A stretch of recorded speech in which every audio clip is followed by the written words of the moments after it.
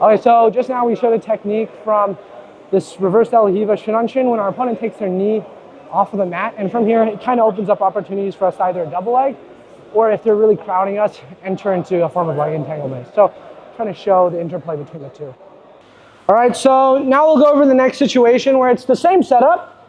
And we can, once again, we can play this off of whether he has an ankle grip, right, and pulling him and using this setup, or if he's trying to push on my shoulder and I pull him down. It's ideal that I can get my partner's knee to the mat, just because now his hips are closer to my hips. It makes a lot of these attacks easier. However, it's often the case that, especially once you've done this a few times, that they're going to really resist this.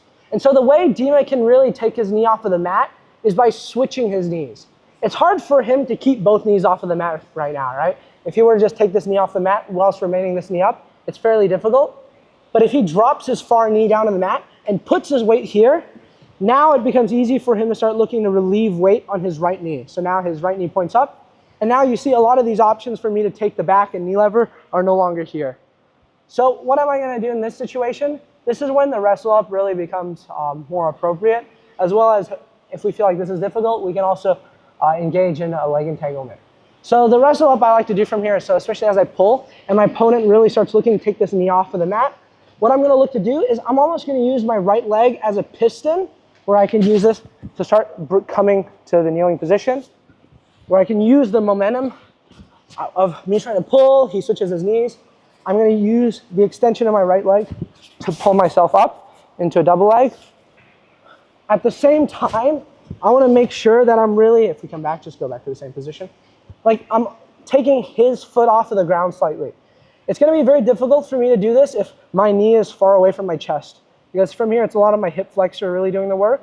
So I want to bring my knee to my chest, and as I do this, just slightly lift it off of the ground. So now I extend my right leg, shoot it through, and because I have this initial 2-on-1, it's hard for him to face me. So as I lift, I switch, I get to this double leg. From here, this is a very easy double leg to finish, because the issue you can often have, especially with double legs from the feet, is that there's a lot of momentum going into this movement, and there's the risk of a roll through, there's a lot more movement happening. So it's more possible that your opponent may be able to capitalize on this. So it's quite easy to finish a double leg from here since my opponent is already on his knees. So the movement for me to actually take him from a kneeling position to a position where his hips are on the mat isn't very dramatic. As opposed to if we're on the feet, it'd be a little bit more difficult. Right? There'd be a lot more like dynamicism here. So what I want to do from here, he turns his knees, he faces, I step forward, I switch to this double leg. It's important that when I finish this double leg, that I'm wary of his heist leg.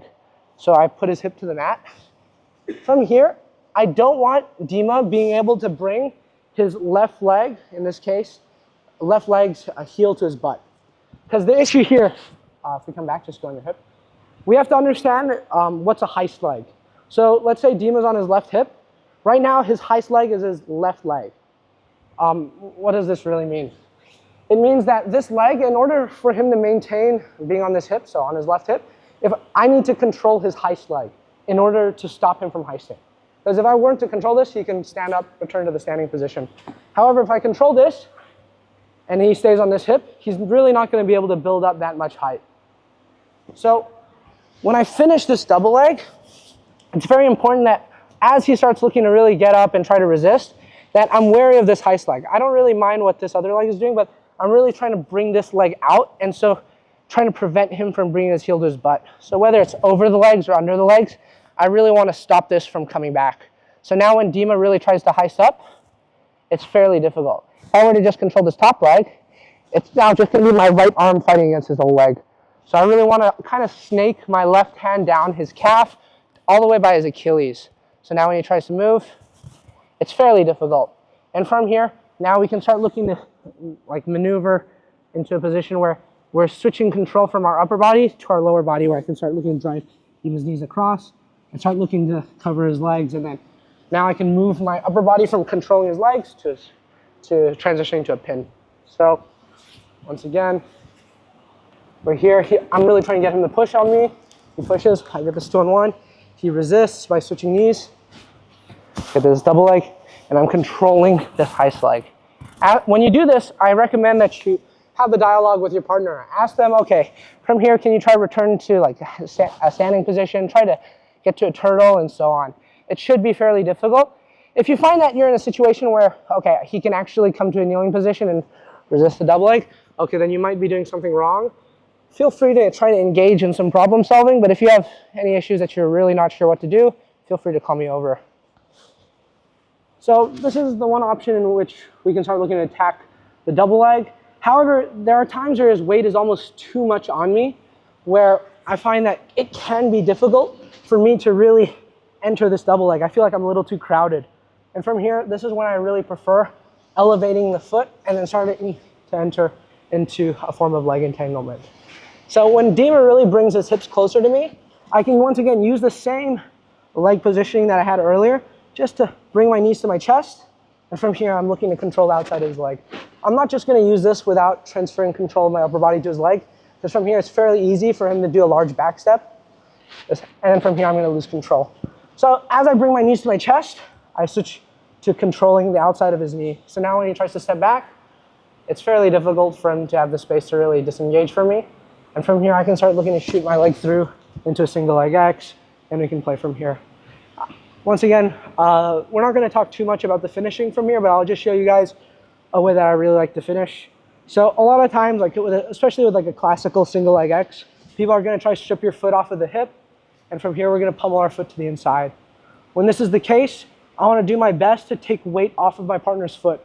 And it's very like easy in this position where I have this kind of like butterfly X-guard hook, where I can start looking to drive my opponent's knee inward and then just extend my right leg to take weight off. And from here, we can start looking to play between attacking the straight ankle lock. When we look for the straight ankle lock, one of the more important details is that I want my opponent's heel on my rib. And this can often be associated with the characteristics of an Aoki lock that's more like visually like this.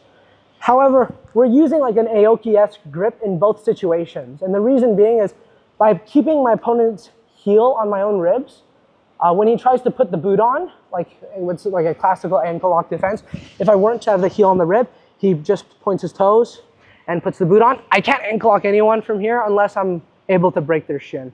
So generally that's not the case. So I'm gonna really try to get myself into a situation where I get this leg up, I put his heel on my rib, and so now when he tries to put the boot on now, it's very difficult.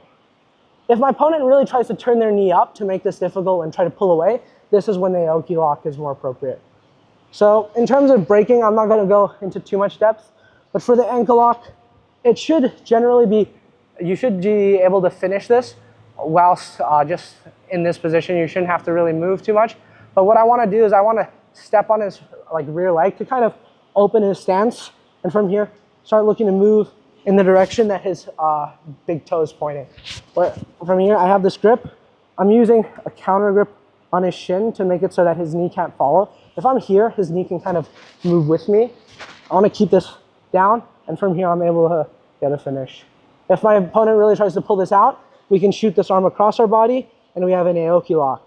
With the Aoki, I recommend not falling to your back for the finish, because this can be a little bit more uncontrolled and a little bit more dynamic. And it's not necessarily what you want, because one, there's the risk of injury, but there's also the risk of them escaping. When I have this Aoki lock, a lot of my finish is coming from this hook, where I want my shin to the outside of Dima's knee. And notice how the break is not coming by my upper body moving, but it's by bringing my left knee in. I'm gonna be able to achieve a break that's very similar to an inside heel hook. So that was a fair bit of content, but any questions?